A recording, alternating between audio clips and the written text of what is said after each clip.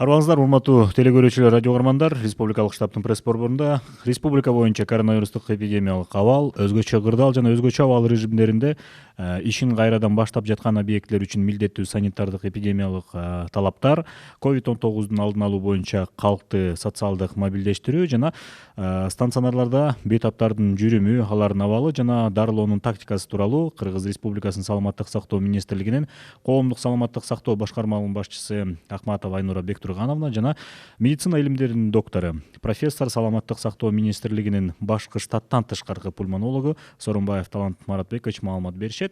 Маалымат жыйында сиздер Түз ободон ЛТР, КТРК Алато 24, Пирамида 5 канал, облустук медиа борборлордон, Ош ТВ, Ынтымак ТВ, ЛФМ 1 радио, Кыргыз радиосу, Минкы ЛФМ, Марал ФМ радиолорунан, ЛТРнын YouTube каналынан, Facebooктан Кыргыз өкмөтү социальное правительство 1 радионун баракчаларынан, ошондой эле Кабар улуттук маалымат агенттигинен дагы көрүп уксаңыздар болот. Добрый день, уважаемые телезрители и радиослушатели. Мы начинаем брифинг начальника управления общественного здравоохранения Министерства здравоохранения Кыргызской Республики Ахматовой Айнуры Бектургановны, также Сооронбаева Таланта Маратбековича, доктора медицинских наук, профессора, главного внештатного пульмонолога Министерства здравоохранения Кыргызской Республики. Речь будет идти о ежедневной сводке по эпидемиологической ситуации коронавирусом по республике, обязательные санитарно-эпидемиологические требования для объектов, возобновляющих свои работы при режимах ЧС и ЧП, социальная мобилизация населения на профилактику COVID-19 и ведение больных в стационарах, их состояние и тактика лечения. Айнура Бектургановна, алдын ала маалымат берүү үчүн сизге сөз берилет. Хочу остановиться на статистической информации за истекшие сутки. За сутки из стационаров республики выписан 21 пациент с ранее подтвержденным диагнозом COVID-19. Из них в городе Бишкек 9, в Ужской области 1, в городе Ош 3, в Джалабадской области 3 и в Нарынской области 5. При выписке результаты анализов на коронавирус у всех отрицательные. Всего с момента вспышки выписано с выздоровлением по стране 437 пациентов. На 29 апреля 2020 года по республике зарегистрирован 21 новый подтвержденный случай COVID-19. Из них в Ожской области 1, в городе Бишкек 13 случаев, в Нарынской области 6 случаев и в Баткенской области 1. Всего в Кыргызстане зарегистрировано 729 подтвержденных случаев инфицирования COVID-19. Из них в Джалабадской области 113, в Ожской области 161, в городе Ош 110, в Чуйской области 52, в городе Бишкек 180, в Баткенской области 9, в Нарынской области 94 и Иссыкульской области 10. Медицинских работников за сутки с подтвержденным COVID-19 зарегистрировано 6 случаев, из которых выявлены в городе Бишкек 2, в Нарынской области 3 случая, в Ожской области 1. И общее количество медицинских работников с диагнозом COVID-19 составляет 191 случай. Из зарегистрированных положительных случаев 394 составляют женщины, 335 мужчины. Среди новых случаев, выявленных за сутки, 13 женщины и 8 мужчины. Дети в возрасте до 15 лет. Это 94 человека, из них до года 4, от 16 до 19 лет 20 человек, от 20 до 35 лет 204 человека, от 35 до 55 лет 253 человека, от 55 и старше это 158 человек. Состояние госпитализированных на сегодня. В стационарах республики находится 284 пациента, в тяжелом состоянии 10, 4 из них в реанимации. Средней тяжести 52 пациента, в удовлетворительном состоянии 222 пациента. Выписано 437 пациентов. Летальных исходов 8.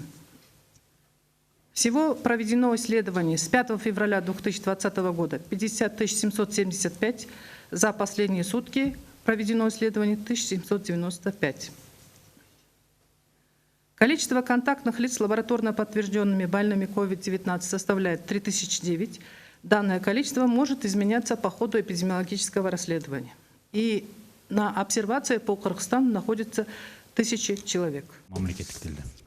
Саламатсыздарбы, урматтуу телекөрүүчүлөр, урматтуу радио угуучулар. Статистикалык цифраларга токтолуп кетсек, акыркы сутка ичинде жалпысынан 21 бейтап ооруканадан айыгып чыгарылды. Анын ичинен Бишкек шаарынан 9 бейтап, Ош шаарынан 3 бейтап, Ош облусунан 1, Жалал Абад облусунан 3 бейтап, Нарын облусунан 5 бейтап чыгарылды. Кайталап алынган анализдердин жыйынтыктары бардык бейтаптардыкы терс. Республика боюнча бүгүнкү күнгө чейин жалпы 437 бейтап айыгып ооруканалардан чыгарылды. 2020 жылдын 29 апрелине карата республика боюнча тастыкталган COVID-19 инфекциясынын жаңы 21 учуру катталды. Анын ичинен Бишкек шаарында 13, Нарын областында 6, Ош областында 1, Баткен облусунда 1 учур. Кыргызстанда жалпысынан тастыкталган COVID-19 инфекциянын саны 720 учурду түздү. Анын ичинде Жалал Абад облусунда 113, Ош облусунда 161, Ош шаары боюнча 110, Чүй облусунда 52, Бишкек шаары 180, Баткен облусунда 9, Нарын облусунда 94 жана Ысык көл облусунда 10. Бир сутка ичинде коронавирус жуктуруп алган медицина кызматкерлеринин саны 6-ны түздү. Алардын ичинен Бишкек шаарында 2, Нарын облусунда 3 жана Ош облусунда 1 медициналык кызматкер. Жалпысынан республика боюнча COVID-19 диагнозу менен кызматкерлердин саны 191 учурду түздү. Жалпы катталган учурлардын ичинен 394 аял адам, 335 эркек, жаңы катталган учурлардын арасында 13 аял жана 8 эркек адам. COVID-19 инфекциясынын катталган учурларынын жаш өзгөчөлүгүнө жараша бөлүштүрүп келсек, 15 жашка чейинки балдар 94, анын ичинде 1 жашка чейин 4 бала, 14 жаштан 19 жашка чейин 20 адам, 20 жаштан 35 жашка чейин 204 адам, 35 жаштан 55 жашка чейин 253 адам, 55 жаштан жана андан жогору 158 адам түздү. Ооруканада жаткырылгандардын абалына токтолуп кетсем, республиканын стационарларында 284 бейтап дарыланып жатат, оор абалда 10, анын ичинен реанимация бөлүмүндө 4 адам жатат. Орточо оор абалда 52 адам, канааттандырарлык абалда 222 адам, 437 адам чыгарылды. Каза болгондордун саны 8. 5 февраль 2020 жылдан баштап изилдөөгө келип түшкөн үлгүлөрдүн саны 50.775 түздү. Бир суткада жүргүзүлгөн изилдөөлөрдүн саны 1795 изилдөө. Рахмат. Анда Айнура Бектургановна, ошо өзгөчө кырдаал жана өзгөчө абал режимдеринде ишин кайрадан баштап жаткан объектилер үчүн милдеттүү санитардык эпидемиологиялык талаптар кандай болушу керек, ошол боюнча бизге маалымат берсеңиздер, анан кийинки темага өтсөк. Период поэтапного возобновления экономической деятельности в стране с 1 мая и в дальнейшем 11 мая и в дальнейшем в этот период все объекты, все субъекты предпринимательства, все государственные учреждения должны соблюдать и придерживаться рекомендуемые санитарно-эпидемиологические требования. С 1 мая, как нам известно, начнут свою деятельность энергетическая, химическая, нефтегазовая промышленность, машиностроительная, приборостроительная, текстильная, кожевенно-обувная промышленность, мебельная промышленность, производство строительных материалов и другие виды производства в сфере строительства, сопутствующие работы и услуги. Также начнут свою работу в сфере торговли, это интернет-магазины с курьерской доставкой, услуги государственных и частных нотариусов, оптовая продажа и поставка строительных материалов. И в связи с этим к руководителям этих предприятий и к сотрудникам этих предприятий и учреждений разработаны и будут предъявлены определенные санитарно-эпидемиологические требования, которые заключаются в том, что на каждом из этих предприятий должно быть определено ответственное лицо за проведением измерений температуры тела, опроса сотрудников о наличии тех или иных симптомов, например, это кашель, головная боль, слабость. Обязательно отстранение от нахождения на рабочем месте лиц с вышеперечисленными симптомами, с повышенной температурой и признаками любого инфекционного заболевания. Вход посетителей и сотрудников строго при наличии масок или же респираторов на свое рабочее место. На этих предприятиях обязательным будет требование обеспеченностью запаса дезинфицирующими средствами из расчета не менее на 5 и 15 дней. Обязательный инструктаж лиц, ответственных за уборку, об усилении режима дезинфекции любого из предприятий, которое начнет экономическую деятельность. Это мытье и уборка производственных помещений с обязательным применением дезинфицирующих средств, в том числе и рабочих мест, в том числе и оргтехники, телефонов, туалетных комнат, раковин для мытья рук и сливных бачков и так далее. Обязательным условием для руководителей предприятий, которые возобновляют свою экономическую деятельность, будет установка санитайзеров при входе на предприятие, вывешивание инструкции о правилах мытья рук, обеспечение сотрудников средствами личной гигиены. Это жидкое мыло, дезинфицирующие средства, салфетки, кожные антисептики. И обязательное соблюдение на предприятии, которые возобновляют экономическую деятельность, одноразовых масок. Руководители предприятий будут обеспечивать своих сотрудников масками. При этом обязательно соблюдение правильного использования этих масок. Маски должны аккуратно закрепляться, и для того, чтобы не было зазора между лицом и маской. Нельзя прикасаться к маске руками во время использования. После прикосновения к использованной маске обязательно мыть руки и использовать антисептик. После того, как маска станет влажной или загрязненной, необходимо надеть новую, чистую и сухую маску, и руководитель должен обеспечить условия для утилизации использованных масок. Кроме этого, руководителям и сотрудникам необходимо соблюдать дистанцию. Это соблюдение дистанции в 1,5–2 метра между сотрудниками на рабочих местах. Необходимо составить графики приема пищи в столовых данных предприятий. И крайне важно обеспечить нормальный воздухообмен в помещении. Это функционирование приточно-вытяжной вентиляции. Если отсутствует приточно-вытяжная вентиляция, то это обязательное проветривание помещений 4-5 раза в день по 15 минут. По возможности в столовых на этих предприятиях необходимо использовать одноразовую посуду. При отсутствии одноразовой посуды обязательно мытье и этой посуды и ее дезинфекция с использованием дезинфицирующих средств. Вот это основные эпидемиологические рекомендации и требования, которые должны обеспечить руководители и сами сотрудники тех предприятий, которые с 1 мая начнут свою работу и возобновят свою экономическую деятельность. Да, еще свою экономическую деятельность возобновят парикмахерские. При этом к парикмахерским соблюдаются те же санитарно-эпидемиологические требования, которые заложены в наших санитарных нормах и правилах. Но кроме этого, обязательно для сотрудников также будут установлены правила ежедневного фильтра, то есть при приходе на работу измерение температуры, опрос наличия у них симптомов кашля, температуры, отсутствие в доме родственников, температурящих родственников и прием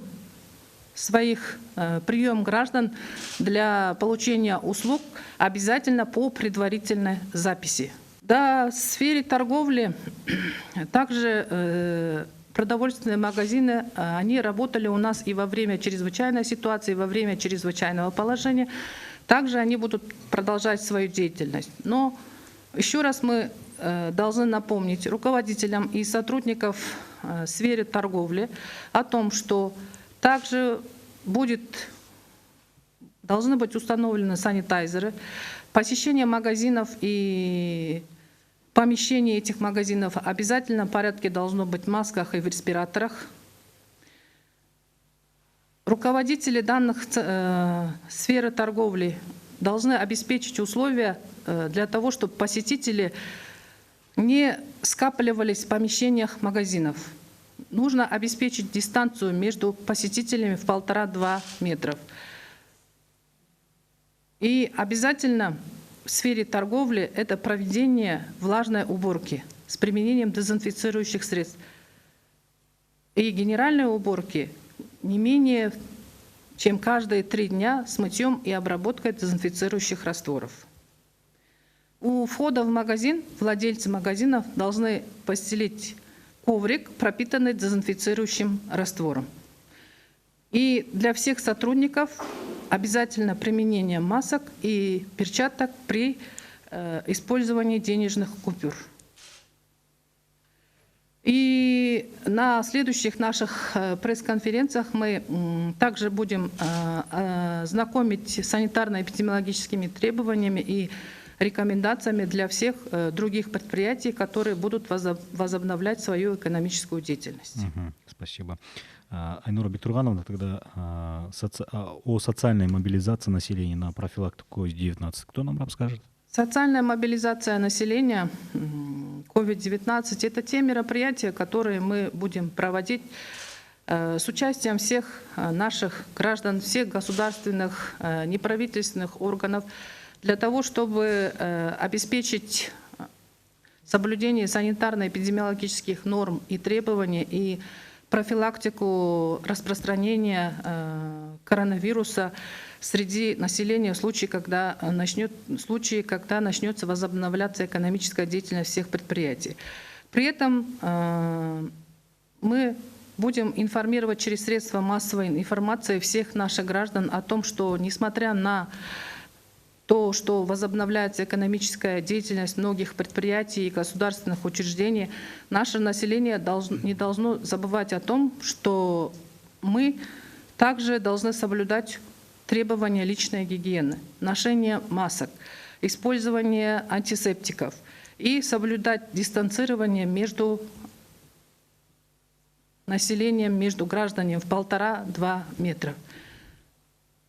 Также наше население не должно забывать о том, что несмотря на то, что возобновляется экономическая деятельность многих предприятий и деятельность многих государственных учреждений, и на работу выходят многие сотрудники, которые находились на удаленном доступе, которые находились на удаленной работе, нельзя забывать о том, что необходимо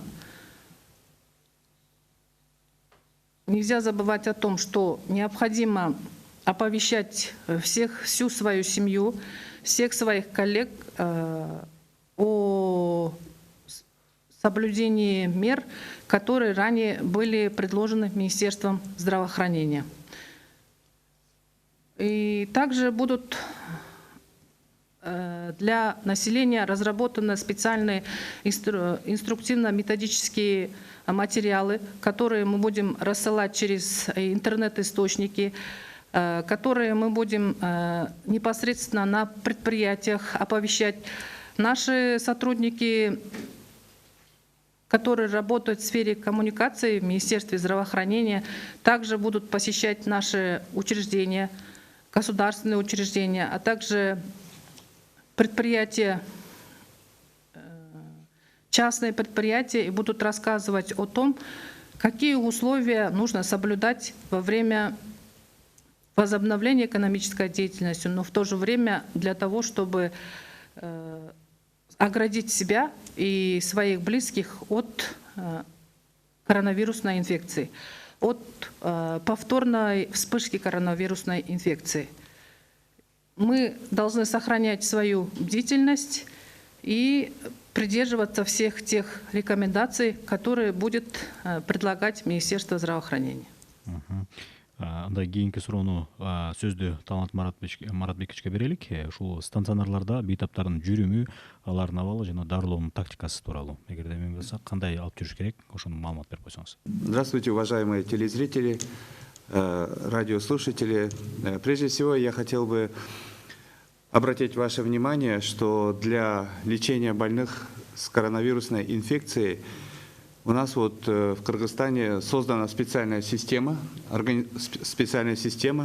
организационная структура, которая включает в себя консилиумы, врачебные консилиумы национального уровня, врачебные консилиумы регионального уровня, непосредственно команду врачей, которые проводят вот лечение больных в специально организованных отделениях. То есть вот создана такая очень организованная, хорошая такая система оказания помощи больным с коронавирусной инфекцией.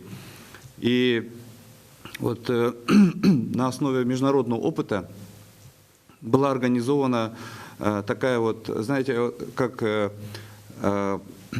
организована, значит, как бы организованы подходы оказания медицинской помощи, в том числе с использованием вот интернет-технологий, дистанционного консультирования, видео, телеконференций. Вот, и этот вот такой подход, он показал свои хорошие результаты во многих странах, и в том числе вот у нас в Кыргызстане. Следующий момент, который я хотел бы, чисто вот организационные моменты, чтобы вот было понятно, обратить ваше внимание, что все пациенты с подтвержденной коронавирусной инфекцией, они обязательно госпитализируются вот, в специально организованные отделения во всех регионах нашей республики, и они находятся под наблюдением обученных, подготовленных врачей на местах. То есть вот в каждом отделении работает бригада врачей в составе инфекциониста, в составе реаниматолога, пульмонолога. И эти врачи были обучены тому, как нужно вести, как нужно оказывать помощь больным с коронавирусной инфекцией.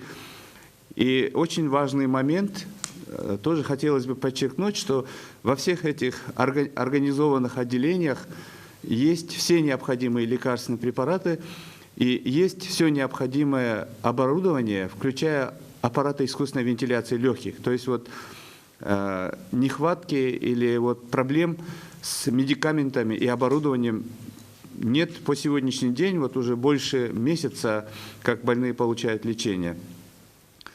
Каждому больному, в зависимости от тяжести болезни, наличия сопутствующих заболеваний, возраста и других очень важных показателей, врачебный консилиум разрабатывает, согласованным решением разрабатывает индивидуальную программу лечения. То есть вот это особый подход, новая болезнь, много возникает вопросов, и поэтому вот врачебные консилиумы национального уровня, регионального уровня решают, какой подход лечения, какие лекарственные препараты, какое оборудование, если в этом есть необходимость, наиболее оптимально для вот каждого конкретного пациента.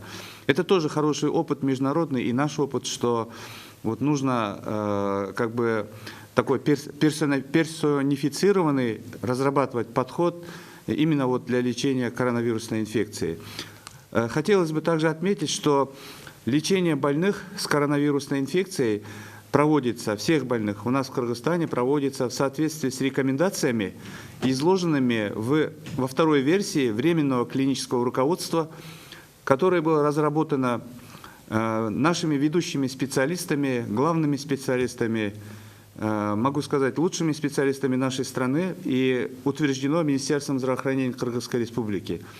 Почему мы называем это временным клиническим руководством? Потому что, как уже было отмечено, это новая болезнь, появляются новые данные, появляются новые рекомендации. И мы, так же, как и в других странах, вот рабочая группа, она отслеживает все вот имеющиеся новые данные, лучший опыт, лучшую практику международную. И мы стараемся тоже обновлять и вот перерабатывать и разрабатывать новые версии. Вот сейчас мы планируем разработать новую, третью версию клинического руководства, временного клинического руководства. Вот как я уже отметил, я думаю, это тоже очень важно знать нам всем, что вот в этих временных клинических руководствах предлагается, включены в эти руководства самые лучшие методы лечения и самые лучшие подходы, которые вот использовались в других странах мира, и мы, конечно, стараемся для наших пациентов, особенно пациентов с средне-тяжелым течением, с тяжелым течением болезни, у которых развивается пневмония, чтобы мы им вот могли их вот взять, насколько возможно, на такой вот хороший контроль и предложить им качественное такое лечение. Ну и также хотелось бы подчеркнуть, что вот наши пациенты со средне-тяжелым течением болезни, с тяжелым течением болезни, они получают, как я уже отметил, индивидуальную, каждый имеет индивидуальную программу лечения, и лекарственные препараты, каждый лекарственный препарат назначается, рекомендуется, предлагается только после согласованного решения консилиума национального уровня, консилиума регионального уровня и согласия с местными нашими бригадами врачей. То есть это вот такой особый такой специальный подход, чтобы мы могли минимизировать риски, чтобы мы могли больному принести как можно больше пользы, при этом вот, чтобы вот, риск был минимальным. То есть хочу сказать, что вот такой вот тщательный анализ проводится перед тем, как назначать лекарственные препараты, особенно вот нашим больным с тяжелым течением заболевания. Могу сказать, что они защищены, и вот такое вот как бы глубоко продуманное и эффективное лечение предлагается нашим пациентам. И именно поэтому у нас, я думаю, это хорошая новость, у нас невысокий процент больных, у которых вот наблюдалось осложнение.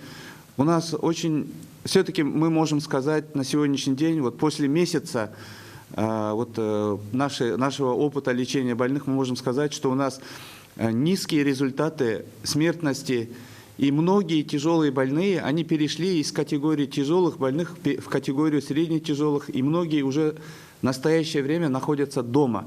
На этапе вот уже выздоровления проводится, уже с ними мы начали такую проводить работу по восстановлению их здоровья, по реабилитации, возвращению их к нормальной такой социальной жизни.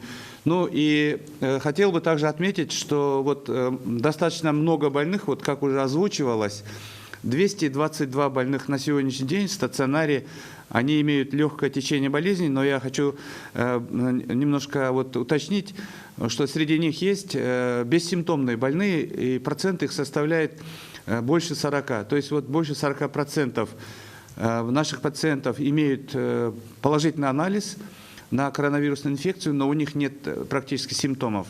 Значит, вот больным с легким течением болезни, больным бессимптомным практически вот никакого активного лечения не проводится. То есть они не получают ни антибиотиков, они не получают ни противовирусные препараты, не получают. За ними ведется наблюдение, и только по необходимости им назначается симптоматическая терапия. То есть вот все эти рекомендации, они изложены вот в нашем клиническом руководстве. И наши врачи, мы все, вот, кто вовлечен в процесс лечения, мы строго следуем вот нашим клиническим руководством, то есть все детально обсуждается, все продумывается, и каждому больному, как я уже сказал, предлагается такое специализированное, индивидуальное лечение. Ну и хотел бы также отметить, что ни одному пациенту как бы без его согласия активное лечение не проводится. То есть вот если мы, консилиум врачебный, решил, что вот у больного тяжелое течение болезни, у больного развилась пневмония серьезная, и мы видим, что у этого больного есть риски ухудшения состояния, есть риски прогрессирования болезни, консилиум принимает решение, что этому больному, с учетом всех показаний, противопоказаний, что польза от назначения противовирусного препарата, она превышает намного риск. И тогда мы пациенту предлагаем вот этот метод лечения. То есть мы специально разработана форма согласия больного. Мы эту форму предлагаем пациенту, и никакого давления при этом на пациента не оказывается. То есть больной сам решает, он будет принимать этот препарат или не будет препарат этот принимать. У нас были случаи, когда пациент говорил, что он отказывается от приема лекарства, и наши врачи не назначали этот препарат, но это такие вот стандарты, это правила, которые соблюдать мы обязаны и должны, и это соблюдается. То есть только после того, как больной говорит, что он согласен принимать лекарственный препарат, наши врачи начинают вот терапию этим препаратом, противовирусным препаратом. Поэтому хотел бы сказать, что это не все так легко, не все так просто происходит, как вот иногда мы слышим комментарии. Это все жестко контролируется, и это все направлено на безопасность пациента. То есть вот вся врачебная команда, я хочу сказать, прекрасная команда врачей, подготовленных сейчас. Это новое уже поколение врачей вот в период пандемии коронавирусной инфекции, которые работают с этой инфекцией. Это мужественные врачи, которые с честью выполняют свой долг. И вот все делают для того, чтобы как можно максимально защитить больного, его безопасность, интересы больного. И самое главное, чтобы больного вывести из тяжелого состояния, из средне-тяжелого состояния, сделать так, чтобы больной поправился и выписался домой. Спасибо. Уважаемые телезрители, радиослушатели, я напомню, что вот на этот вопрос, это не вопрос, по относительно ведения больных в стационарах и состоянии тактика лечения рассказал нам доктор медицинских наук, профессор, главный внештатный пульмонолог Министерства здравоохранения. Талант Маратбекович, у меня такой вопрос, как раз вот в обществе тоже задаются много этим вопросом. Вот среди медицинских работников есть зараженные, как нам известно. Это по какой причине это происходит? Вы знаете, на самом деле сложный вопрос. Вот, и я думаю, что я бы хотел бы вот чисто как бы, ну вот, опираясь на комментарии наших вот коллег, которые недавно приезжали из Польши и из Китая. Знаете, вот одна из причин, на которую указывали наши вот коллеги. Во-первых, я хочу сказать, что вот наши специалисты из Польши, из Китая, они ознакомились со всеми стандартами лечения, которые мы используем, они полностью поддержали, согласились, что у нас в Кыргызстане все проводится на таком хорошем уровне, имеется в виду организация лечения и вот проводимое лечение на хорошем уровне. То, что касается вот почему медики заразились, но здесь вот есть, я думаю, что объективные причины, и они об этом говорили. Одна из причин – это то, что, к сожалению, это новая инфекция. Коронавирус сам по себе, коронавирусная инфекция, она высококонтагиозная. То есть до сих пор нет точных, вот скажем, точной информации, до сих пор нет, каким образом происходит заражение вообще человека. То есть известно, что заражение идет от одного человека к другому человеку, но вот именно вот те меры защиты, которые предпринимаются, они, конечно, в полной мере нашими врачами использовались, безусловно, здесь даже вопросов нет. Но вот, вот элементы все-таки вот непонятные для нас, которые вот сейчас расследуются, специальная комиссия это все изучает, но вот одна из причин, я думаю, что это то, что это связано с коронавирусом, что это высококонтагиозный. Другое, конечно, это то, что врачи работали вот в очагах инфекции. Это тоже определенные условия для того, что именно для повышения, для высокого риска заражения врачей. Они постоянно находились в контакте с потенциально больными и с теми, кто действительно потом уже подтвердился анализ, что у них есть коронавирусная инфекция. Вот. Ну и, как уже говорили, готовность самих врачей. То есть вот как бы все было обеспечено, но, опять же, это первый опыт. Я думаю, что здесь тоже, возможно, вот эта роль сыграла, что вот первый опыт работы с этими больными, с организацией помощи, вот это тоже, можно сказать, как-то повлияло. Поэтому вот об одном я хотел бы сказать, что вот мы работаем с докторами нашими, и мы постоянно в контактах, и мы знаем ситуацию хорошо. Об одном могу сказать точно, что вот наши доктора вот к моменту, когда вот первые пациенты стали выявляться с коронавирусной инфекцией, в общем-то, они уже были обеспечены средствами защиты, индивидуальной защиты. То есть, насколько мне известно, вот проблем с нехваткой средств индивидуальной защиты не было в начале инфекции, и нет этих проблем вот на сегодняшний день. И вот последние недели можно уже видеть, что количество врачей, медиков, которые заразились коронавирусной инфекцией, вот такая тенденция к заметному снижению. Ну, трудно, в общем, комментировать этот вопрос, но вот я постарался передать ту информацию, те комментарии, которые были сделаны нашими коллегами из Польши, Китая. Одно очень важно, вот сейчас такая ситуация, когда просто нужно действительно, комиссия есть, выяснить, почему это все происходило, но мне кажется, вот очень важно здесь не пытаться искать виноватых, не пытаться вот какие-то вот такие вот искать негативные моменты, а наоборот, вот на основе той информации, которая имеется, конечно, на будущее вот выстроить такую более эффективную защиту наших коллег-врачей. Айнура Бектургановна, вот вчера в социальных сетях гуляет и до сегодняшнего дня фото с тем, что медицинские работники берут на лестничной площадке анализ тестирования. Да? Это почему так происходит? И вот комментарии от Министерства здравоохранения.